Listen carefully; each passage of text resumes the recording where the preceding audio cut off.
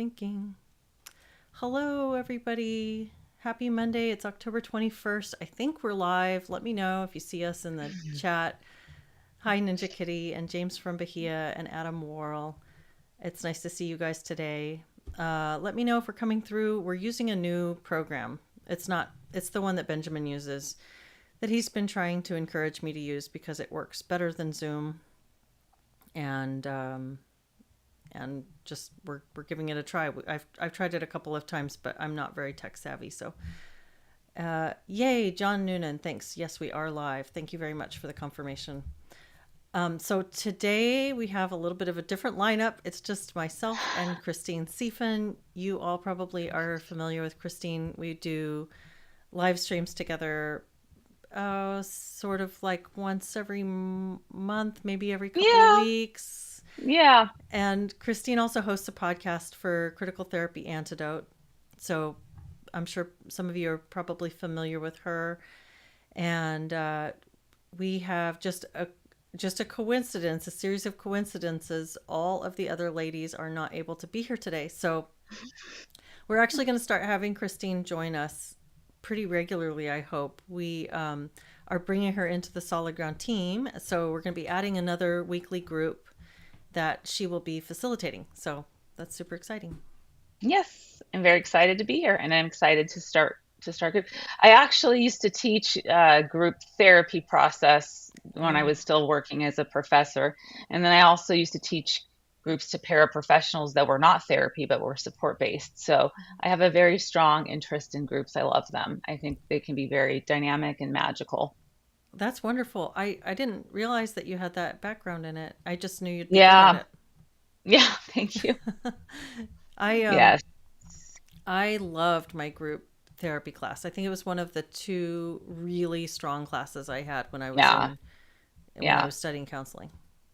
It's a lot. I mean, it's a lot of fun to teach it. It's very intense, and if the students actually engage in the actual group itself, then it turns out to be a very rich experience. So Hmm. I've loved teaching it, but I used to teach the volunteers at a grief support center who didn't have backgrounds in psychology or anything. We'd start from scratch by helping them learn how to run support groups, which are different than therapy groups. Yeah. So knowing the difference and being able to kind of adjust to that too was important. But I really loved that work. It was sort of Hmm. sad when I had to leave it, but um, I do love group. I think it can be so healing.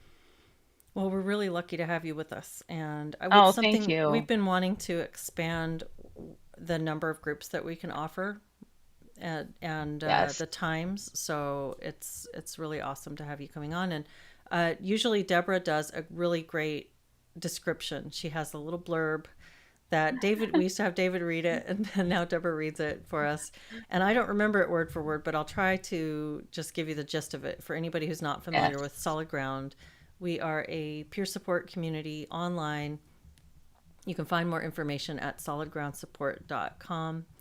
And it is right now only $5 a month to have access to all the groups. We have 3 to 4 right now because sometimes Deborah hosts a Sunday group. That's not each week, I don't think. But Deborah, Jen, and I each facilitate a group one day during the week, and now we will have an additional one. So Christine will be coming on, and we have lots of ideas for how to expand if we just have the time to do it and the energy to do Yeah. it. But right now, it's not it's not psychotherapy, and nobody's giving any legal advice. It is just peer support. It's just people coming together to talk about their experiences with authoritarian ideologies, anything from COVID, uh, vaccine mandates, and all the way to social justice, woke ideology in the universities, Mhm. parents of kids that are being affected by gender ideology, et cetera, et cetera. So lots of diverse conversations happening in a really friendly and open space. So please do join us. Yes. That's great. And so today, Spinster Mountain says, great picture quality. Suggest you look more toward your camera or place your video monitor in your camera eye line. Thanks. I always keep an eye on the chat, so I'm always looking. The chat is where my eye gets drawn, so I always end up looking back at that. But I'll try to do that. Um, I had a viewer send a message for us, asked us to discuss something. So I thought I'd start with that. And then, Yeah. Christine, you had some thoughts on Abigail Schreier's book and some conversations around kids and therapy that have been Hmm. kind of going around. So I really hope we can dig into that a little Sure. bit. But Sure. first, I'll read this out and see what you think about this. Let's see. Over the years, I have regularly shared my political thoughts on Facebook. Not memes, but my actual thoughts on various subjects. I enjoy when people engage, and being a Dem most of my life, and two-time Sanders supporter, people know me as a Democrat. Lately, I've been fairly brave, posting my thoughts on the trans issue, questioning why a subject that is so consequential to women and our rights has had almost no open and honest discussion in the media, other than to paint people who question things as right-wing and conservative. I've done a couple of posts now in regard to women losing our sex-based rights to gender rights and how it will impact us. I posted about sports and then another about the bathroom locker room situation. I keep going back to how I feel betrayed as a woman by the party I've supported all of my life, and that I feel like they almost used abortion as a shield to hide behind while they sold us out. Well, I know I've shocked a few friends. Most Dems I know are not on Twitter. They truly don't question any of this, at least not consciously or to others, and they consume traditional media. It's like my Dem friends, 55 plus, are programmed to believe without question that the Democratic Party is, of course, just better for women, and that it's preposterous to consider otherwise. So I keep laying out my case. It's been interesting. Well, one person who engaged said something last night, and I'm embarrassed that for being so well versed on knowing woke speak when I see it, now that I actually have someone saying it, I feel at a loss for how to best respond. Her comment about bathrooms was that while she agreed with the various things I'd brought up, quote, I worry about communities that are even more marginalized than women, and we are, I understand. I wish there was a safe space for LGBTQ youths in public spaces as well, trans being the major call out here. As an ally, I don't necessarily feel that one should have to suffer at the expense of the other. It may take money and time, but now is the time to start at least moving that way. Her heart is in the right place, of course, so I find myself beginning to feel like an ogre when trying to respond. So here's my story. I would love to hear the solid ground women toss this one around. Okay, so it's just the two of us. We are the solid ground women Hmm. today. But I wonder, what are your thoughts about this particular dilemma? I mean, my thoughts have always, well, I guess more recently have been, where are the feminists in all of this? Because I think I considered myself a feminist at some point. I don't believe I affiliate myself with that now. But the idea is the protections for women have been completely dissolved. And that's where I'm wondering, these groups that have come out and that are, for pro women and women's rights, we're losing our rights little by little by little. I mean, when we have people that are trans that are in women's sports, for example, and they're getting the gold medal. I think there was some Olympic, race where the person who won was trans. I believe so. I could have my facts wrong, but I do know they're competing and that they did compete. So my question's always been, where are the feminists? Why are they not speaking out? Where are they? I mean, they're the ones who, burned their bras in the 60s and, pushed for equal rights and equal pay and pushed to get rights at the workplace and all of this. And little by little, and not little by little, it's happening quite rapidly, that's actually starting to disintegrate. So I'm very disappointed in the feminist movement. I'm disappointed that women aren't speaking out. I'm really glad that this person has at least tried to, but on the same token, I have a lot of friends and colleagues who I can't have that kind of conversation with either without it triggering some sort of very intense debate.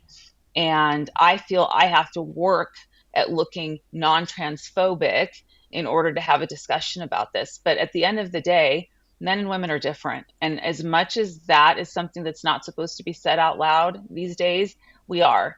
And we need our own places that we can be. I had an issue And I'll just give a quick little story here. When I was teaching, I was on campus, and the bathrooms were all gender. I saw the all gender bathrooms start happening probably long before they were talked about, because of the fact that I was teaching Mm-hmm. in a very radical program. Mm-hmm. And so I had a 6'4" student.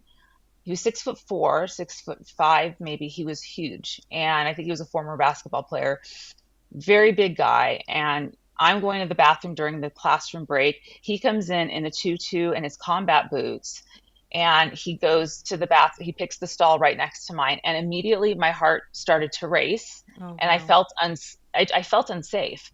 And it wasn't because, there's anything about this particular person. It's just that I felt that as a woman, and as a smaller woman in comparison to him, I wouldn't have been able to fight him off had some Mm-hmm. kind of attack happened, or an assault or something Mm-hmm. like that. Mm-hmm. Um, that was very bothersome and very disturbing to me. And I felt very guilty for being afraid of this person. I felt very guilty for having those thoughts. But I also felt that the bathroom wasn't a safe place. I've gone to the bathroom before when, it's that time of the month and I need to handle my feminine hygiene business, to be graphic.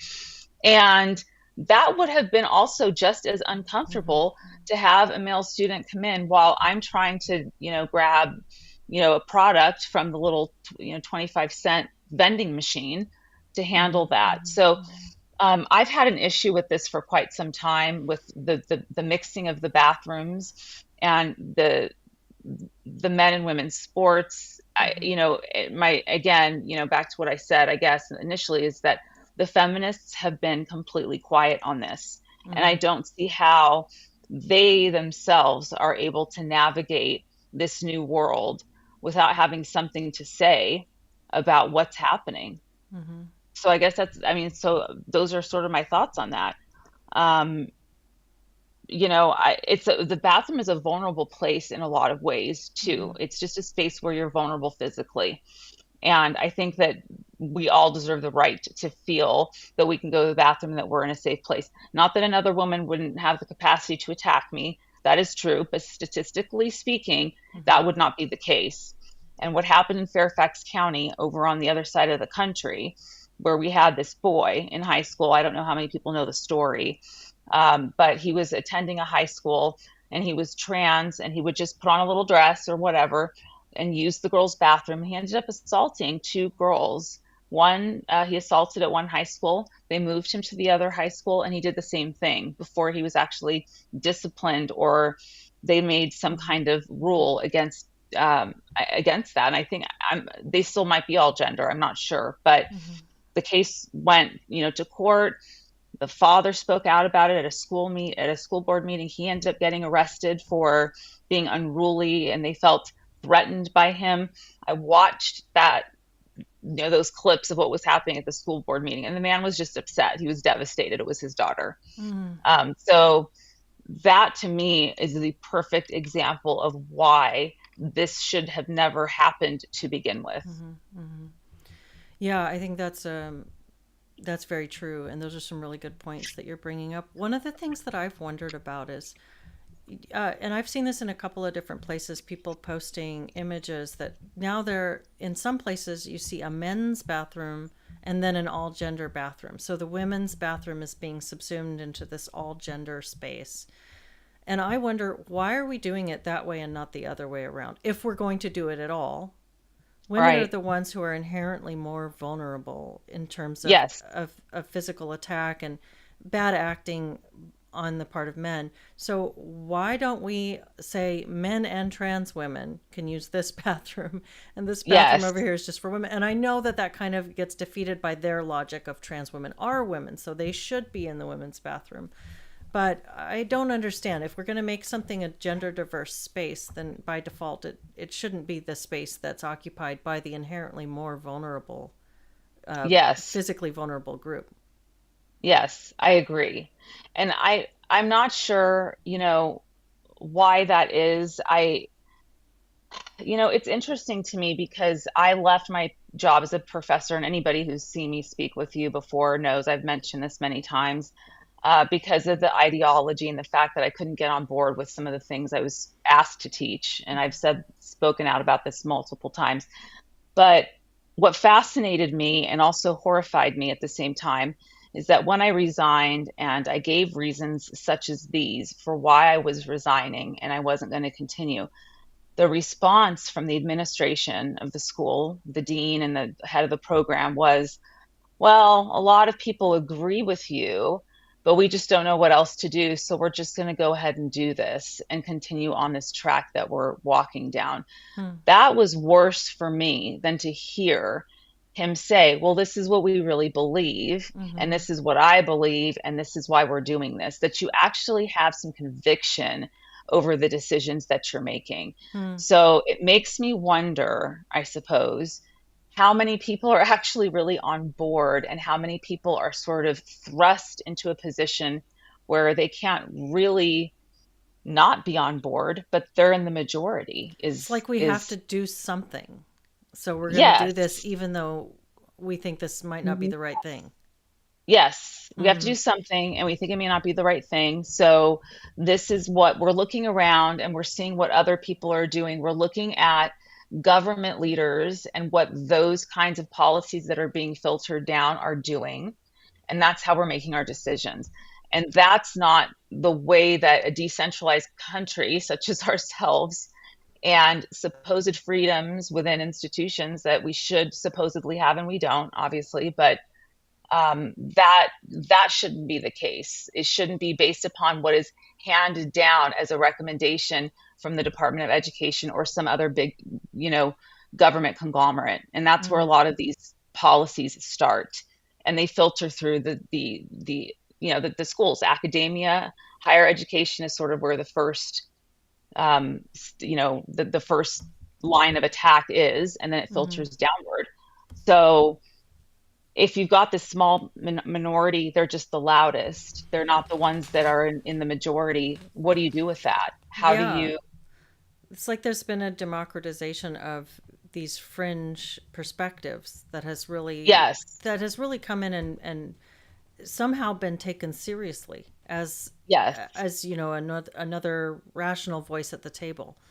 When just 10 years ago we wouldn't have looked at it this way. I mean, no, maybe 15 years ago, maybe I have to go back that far to be in a space where we wouldn't have entertained boys being in girls sports or boys being in girls locker rooms. no, Like, you can have compassion for the young man or the boy who is confused or frustrated with his body or feels, he's having his own struggle with mental illness or with reality.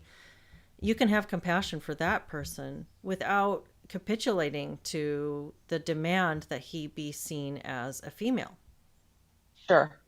And that kind of is an interesting segue into the book that, we mentioned earlier that we might get to, but um, it's called Bad Therapy, Why Mm. the Kids Aren't Growing Up.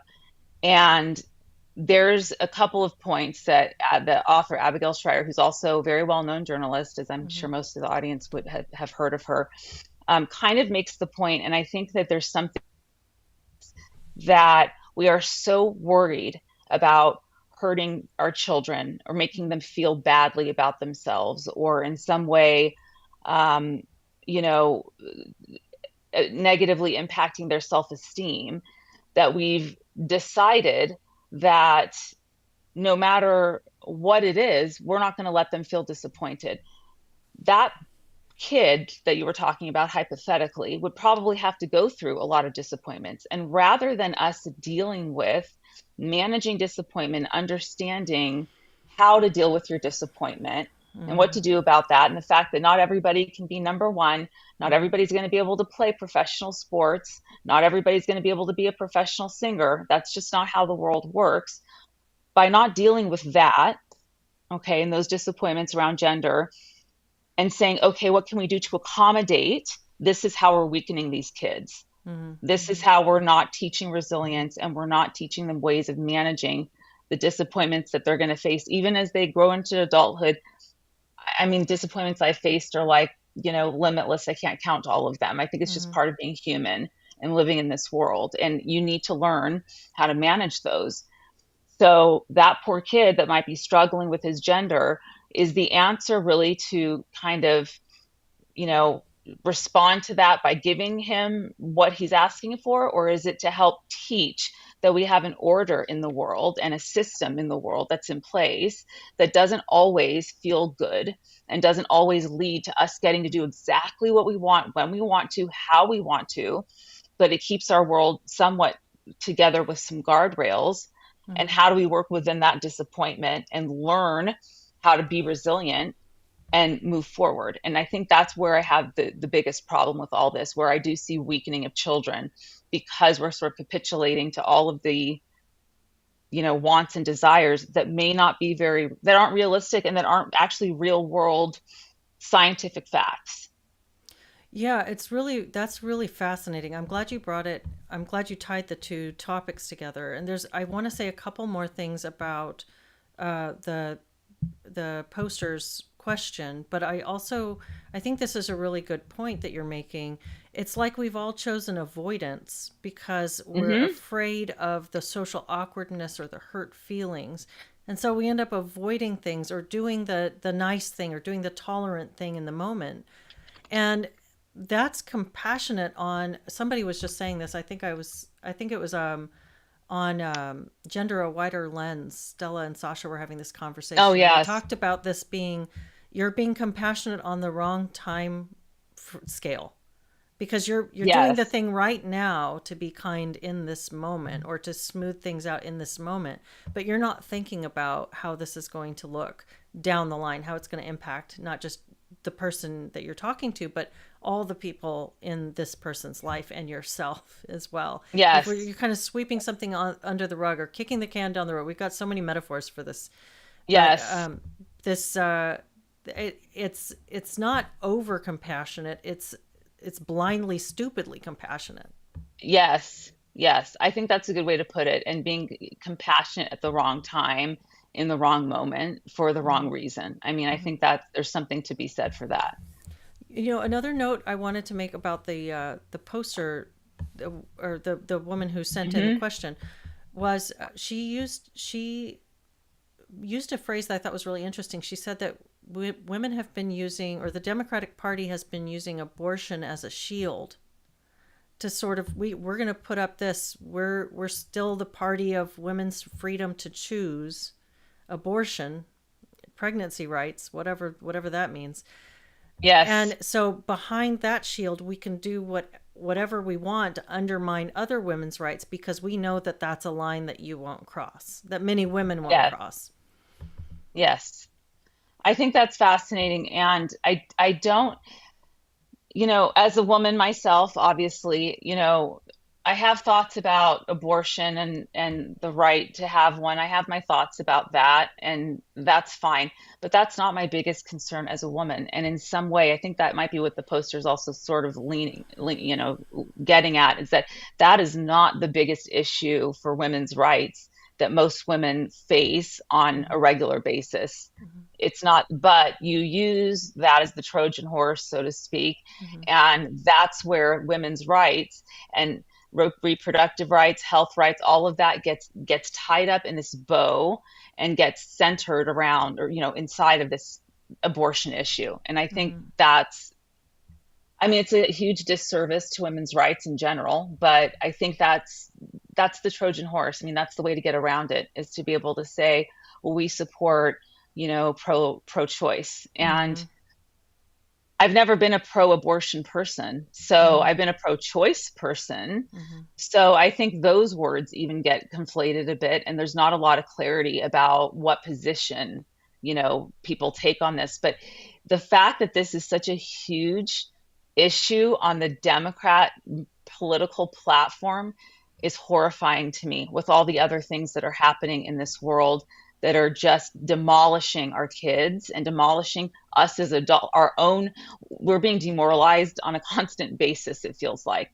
And that, to me, being one of their biggest issues, is a huge failure. And it's a Mm-hmm. failure of understanding your constituents. It's also a failure as just as people, if that's what we're really still doing here, is fighting for that right. Then I don't know what we're doing here. Yeah, I mean, it really reduces things down to such a base level, and there are so many other issues, as you say. I mean, it is Yes. an important issue to be negotiated and to talk about. But right now, I don't see the Democrats as having the winning argument on abortion, because it's sort of an No, abortion free for all. Like, we're supposed to be that's promoting exactly this. Like, right. it's this is the new birth control, and there should be absolutely no limits placed on when a Zero. woman can decide to terminate a pregnancy. We should not even a what they call it, a post-birth abortion, right? Which is like Yes. the baby's full term. And so Yes. I think that they're losing the argument horribly. Absolutely. And yet it does end up being this linchpin for some women who are afraid of these rights being taken away altogether. If it's made Hmm. illegal for a woman to make a decision about an early pregnancy, a lot of women have been in a situation where they've been scared or worried about an unwanted pregnancy. And I know Hmm. we have that. It seems like that's downstream from a lot of cultural issues where culture has really fallen apart, Yes. and we've lost our Yes. moral way that we would be thinking Yes. of abortion the way that we're currently talking about it. Oh, absolutely. The fact that there are no limits whatsoever. I mean, if something happens and a woman gets pregnant, you're raped, or there's some incest, or let's say birth control method fails, okay, because things happen. Mm-hmm. If you don't know within the first, and this is just my particular position, within the first 2 months or so, Mm-hmm. if you don't know what you want to do about that, or that you do or do not want to have this child, that window passes, That window then passes. it's too late then. Mm-hmm. Mm-hmm. That becomes, I mean, that becomes, we have to have the guardrail. I use that term a lot, but there are no guardrails in place with this particular topic at Mm-hmm. all. Mm-hmm. And I don't think the average woman would think having an abortion at 6 months is acceptable.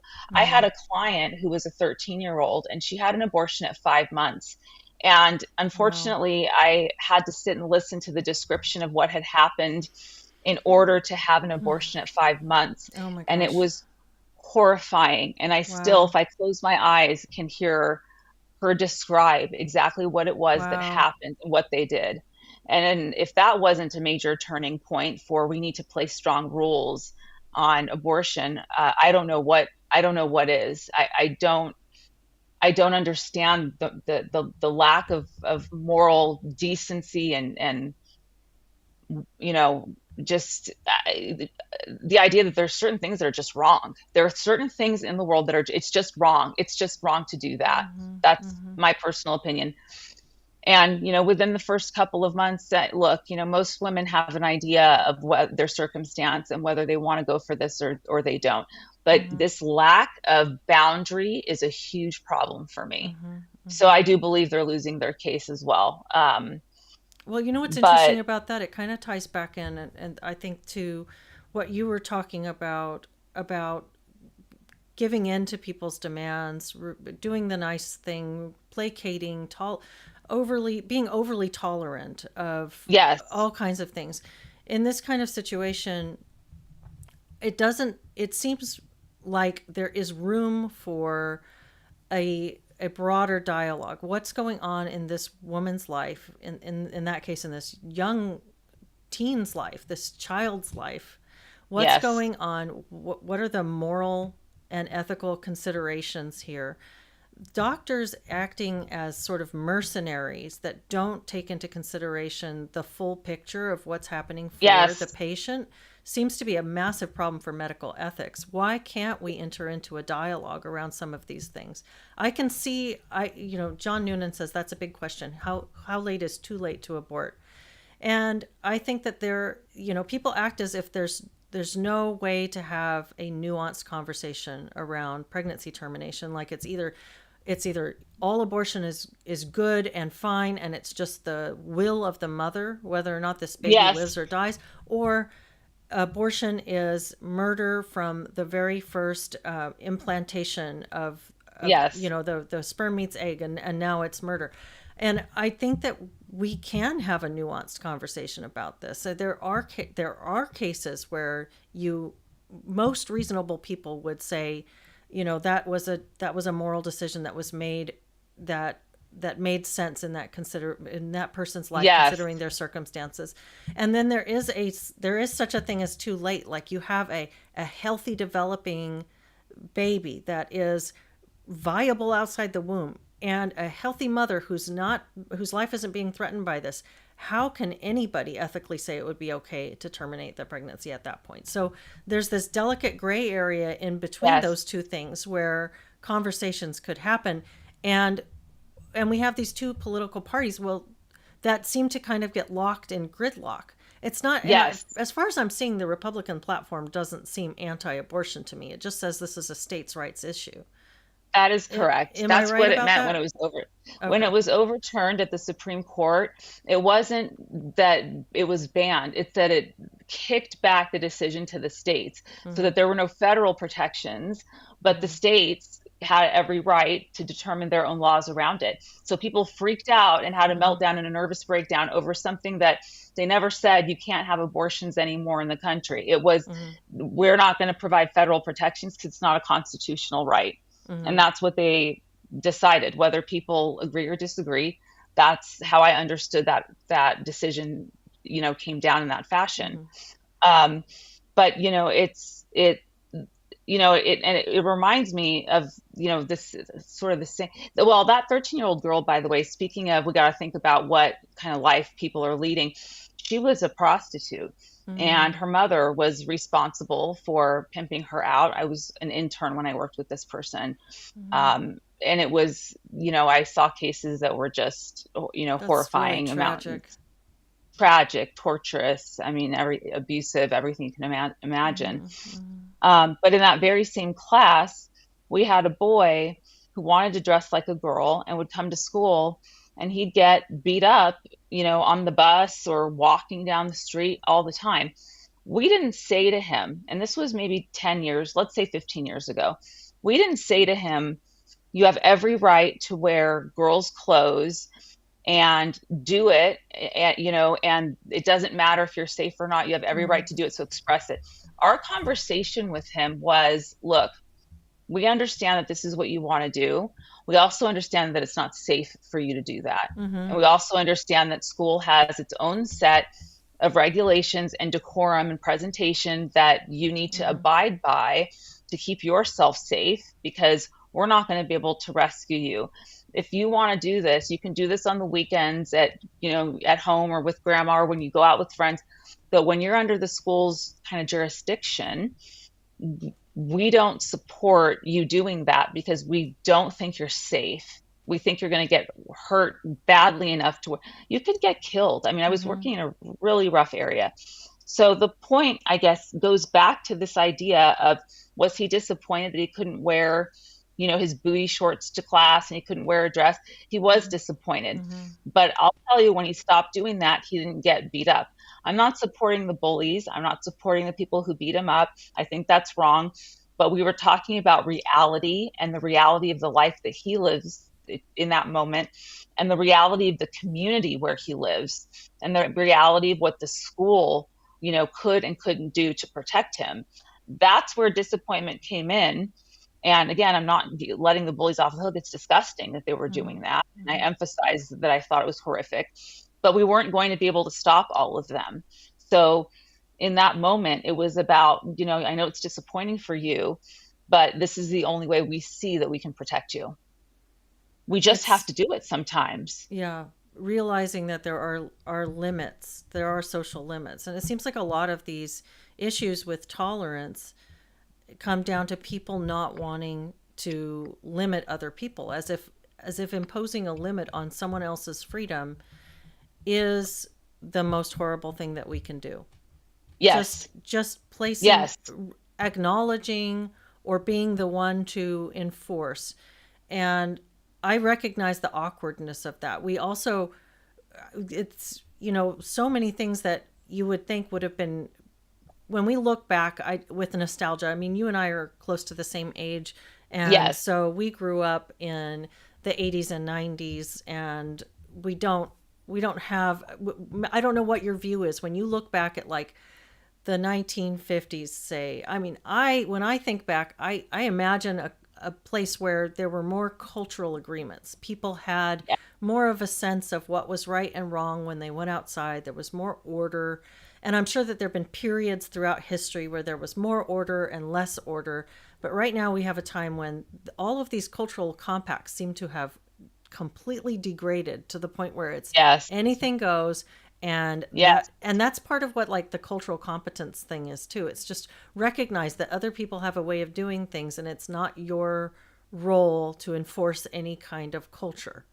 It's Yes. don't be the enforcer of culture, except nouveau culture, like this woke stuff. We can Yes. enforce that. Yes. And that's one of the things that also comes through in the woman's comment about her friend. Her friend, who is presumably the 55 plus Democrat that she's talking about, says back to Yes. her, as an ally, and she starts using the language of marginalization and privilege. So she's really drinking the Kool-Aid here, and she's speaking this lib speak. And I say that as someone who still considers myself to be a liberal, but I'm not Yes.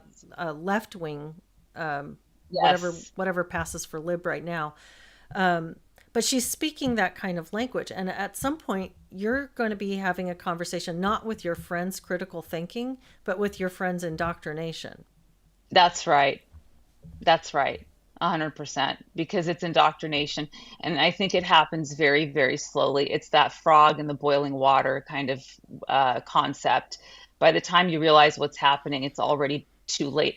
And that's Mm-hmm. what concerns me, is that, is it too late? Are we waking up to some of this at a point where it's not reversible? Well, it'll never be reversible, but will it be something that is in our in our past, that that has happened, a post woke kind of world? um is that doable? And how many casualties will there be while we're on this path that we're on right now? Because Mm-hmm. at the end of the day, these kids and these young adults are responsible. We're handing the reins over to them at some point when we are elderly ourselves and no longer able to do certain things. They're going to be running the country, the world. That concerns me a little bit. It concerns me for my nephews, who are, quite a bit younger than me, and for their kids, if they choose to have families. Mm-hmm. So, um, I think it's quite scary. I do think that there are moments where I'm very hopeful. I think there was, I can't remember what state was overturned. The giving is, I think maybe it was Florida, I think, where you can't uh, get a gender reassignment surgery unless you're over 18. I think it was Florida maybe that overturned it, or that, so I see some of Mm-hmm. that going on, and that gives me a bit of hope. But, I also live in an extremely liberal, radicalized state of Mm-hmm. California, and so um, what's happening here is the complete opposite. So the more that things start to look a little bit better, the more that the heels are dug in on this particular in this area, to keep the status quo and to continue building on it. So we're a sanctuary state now for Mm-hmm. kids that want gender reassignment surgery. We're at the age of 12, you don't need your parents' consent anymore. You're not even an adolescent at 12, let alone a fully grown Mm-hmm. person or brain to make that kind of decision. So it's quite frightening. And this is where you see a lot of people that are moving out of California. A lot of it's they can't handle the policies anymore, and forget the cost of living. And now that's a whole nother topic. But Mm-hmm. a lot of Mm-hmm. these policies and raising children, I've had a few colleagues at work that left and moved to places like Idaho because they didn't want their kids raised in this environment, and they Mm-hmm. didn't want their kids to think that it was okay, that anything goes, that we have no standards anymore. Because you're right, we had more in the 50s. People agreed. And the 50s and the 40s, 50s, maybe, I guess the 60s, there was more of kind of a shift in culture, uprising type of, Mm-hmm. civil rights or whatever. But people may criticize or critique that period of time as being so primitive in the way that we thought and in our process, right? And that we had no rights as women and all of that. But I also think that there were the codes of conduct were clear. And I think that people were able to leave their door unlocked at night, Mm-hmm. because there were some codes of conduct that were clear. And I think that that does reach into a moral base. So to Mm-hmm. try to, you know, divorce morality from therapy or morality from, policy, I think is a very dangerous thing to do. That's, I think, Mm-hmm. where we get into some sort of trouble. I Mm-hmm. remember when the mandates for the vaccine were happening, there were protests, and you had this one side of people. And I went to this. There was a protest down the street from my house, so I wanted to check out what was going on. And there was two groups of people. One group over here that was saying, you know, we support,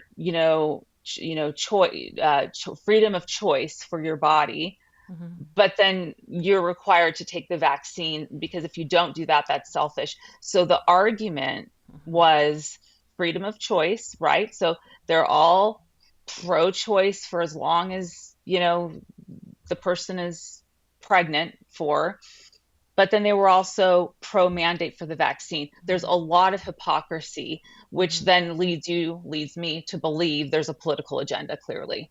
Mm-hmm. Mm-hmm. It does seem like there's a lot of hypocrisy on both sides around this.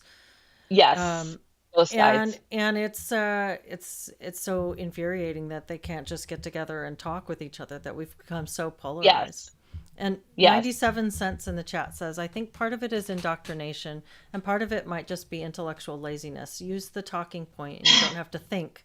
I suppose that's indoctrination, but without the belief. Yeah, that's a good point. that's a And very good point that people are very complacent mm-hmm, in not mm-hmm, doing a whole lot, whether they agree with what's happening or not. That's a mm-hmm. really good point. There is a lot of laziness. And Spinster Mountain says Mark Halperin said he thinks there will be a massive mental crisis if Trump wins. People have been so spun up. I believe that as well. I think that that'll be that way on both sides, and it's one of those signs of groupthink. I think we were just talking about this the other day, actually, about how one of the signs Yeah, of we groupthink were. is this all or nothing. Your side is all good, and the other side is all evil, and it's going to be this Yes, catastrophizing. But yeah, I think that that's a good point, and I think that a lot of this it does tie in to the conversation around the book and bad therapy. And one of the yes, things that I think that it is being pointed out in this book, and there were some things I liked about the book and some things that I didn't. hmm, And and one of the things that is coming through is that it's not therapy per se all the time that's the problem. It's this sort of overly, I don't even want to use the word therapeutic, but it's like therapy-esque sort of yes, cultural quality that we now have about, like, our schools being these yes, touchy-feely places where we can't draw hard lines. That same sort of thing, the misuse of compassion, the this sort of nannying, over mothering sort of protective state that we've gotten ourselves into, where we have to protect people from their feelings. We can't have open conflict about things. We can't have argument. You can't have somebody lose an argument. yes, Everybody's position has to be represented. And so then we end up drawing lines, instead of around logic, around victimhood and around who is the bigger victim. And so, yes, this is it's not therapy per se, although there are also some questions about therapy. yes. No, that's a very good point, and I think that's why there's such a problem with the social emotional learning that's happening in the classrooms. Mm, There's a huge issue with that because what you're teaching now, this new up and coming generation, is that we are supposed to be touchy feely no mm-hmm, matter what, and no matter what, everybody wins first place. Everybody gets the first place prize because we can't have anybody feeling badly or disappointed. mm-hmm, And that doesn't lead to improved testing scores or improved, educational results or outcomes for kids. It's quite the opposite because kids at school are not necessarily supposed to be sunken into their feelings every day, all day long. And there's a mm-hmm, really good point that's made there that she makes, which is we're looking so much to be happy all the time, and it's an unrealistic view of what the human experience is. At any given time, you could be feeling a million different things, and but people are not always up here. And when I was working in addiction specifically, that was one thing that was really difficult for people that were in recovery to handle and to be able to manage, is Mm, they want to feel the high and the happiness and the warmth and the glow all the time, mm-hmm, such mm-hmm, that anything outside of that is intolerable. mm-hmm, And that discomfort and intolerability, you're not going to sit with it. You're going to do something to get rid of it. Whether it's, for some of the substance use folks, unfortunately, they turn to substances. For kids, it's going to be that they're placated. And mm-hmm. maybe they don't have to take the math test today just because they had a meltdown in class earlier. And it's very different from special education. We have special education classes. My sister's a special education teacher.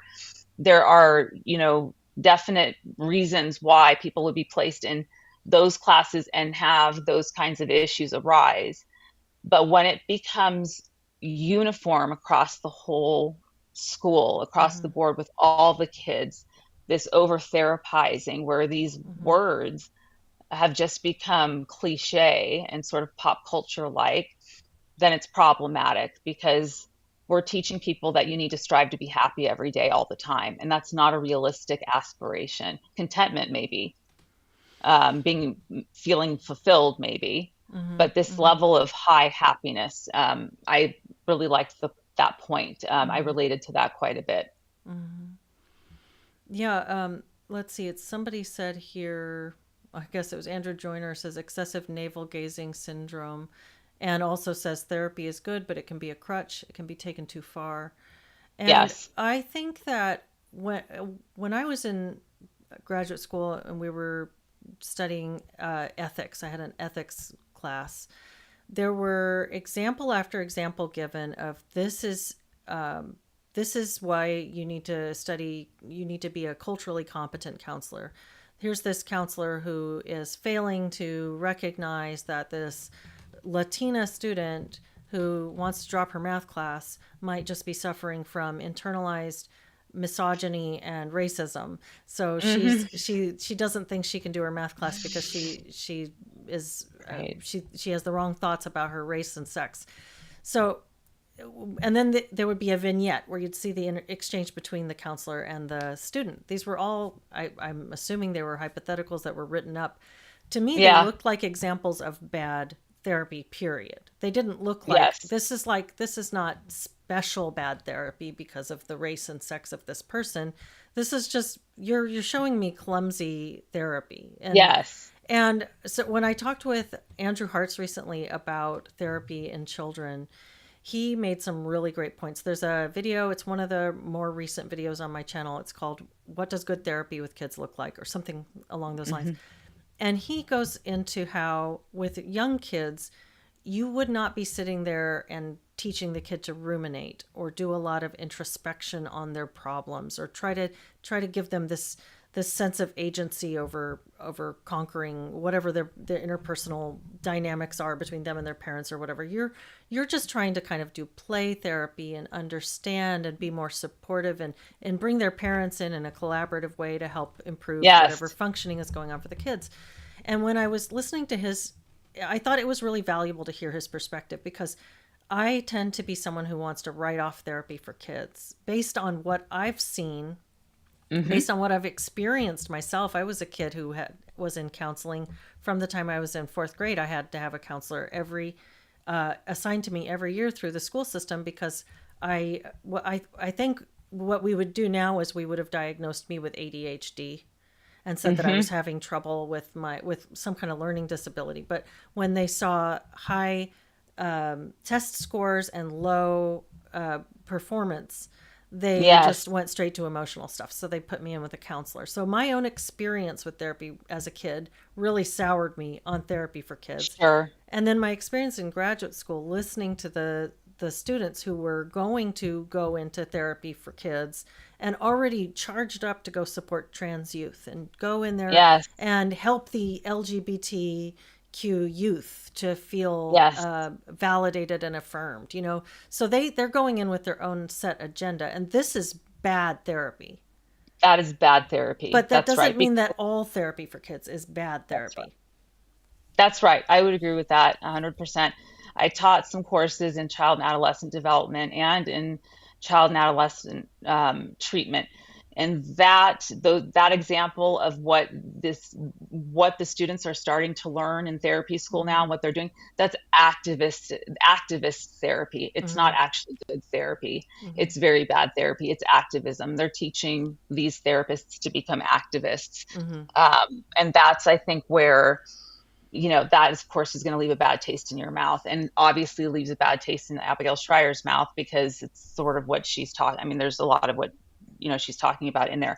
But I'm glad that you had Andrew Hartz on, and I hope that your listeners, or the listeners of this show, go back and listen to that episode in particular, because I think, even though I haven't listened to it, I understand the contents of it, and Mm-hmm. I think that would be a really good way to kind of look separate the two, to understand the two, especially for parents that are considering putting their kids in therapy.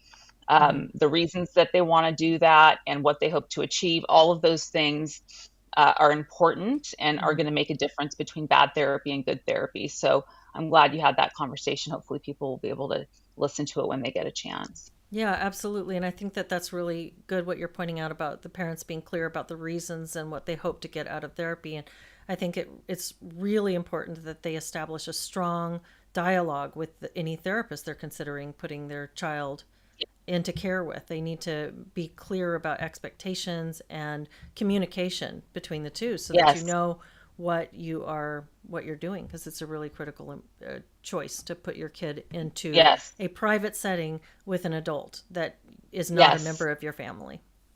that's right. And That's Christine, right. I know you have to wrap up a few minutes I'm so before, sorry. so Yes. we're gonna close out early. Thank you everybody who has joined us for this conversation. And Christine, do Yes. you have any final thoughts right before we Yeah. close? Um, no, I think conversation, how do we make change? I think having dialogue and conversation and going from there. So I think it's wonderful that, places like Solid Ground are here for people to be able to have dialogue and hopefully be what do they call it? I can't think of the word now, but essentially spread the information to their Mm-hmm. family and friends. Mm-hmm. And I Yeah. think that's what will make some changes. Awesome. Yeah. And we're so glad to have you with us. Looking forward to having more conversations with you. Me And too. for anybody who Fun. is already a member, you can join Christine's group starting next week. And if you're not a member Yes. yet, we encourage you to come and check us out, solidgroundsupport.com. Thanks, everybody. Awesome. Thank you so much. All right. Let's see if I can finish this stream. Bye, y'all. Okay. Bye bye.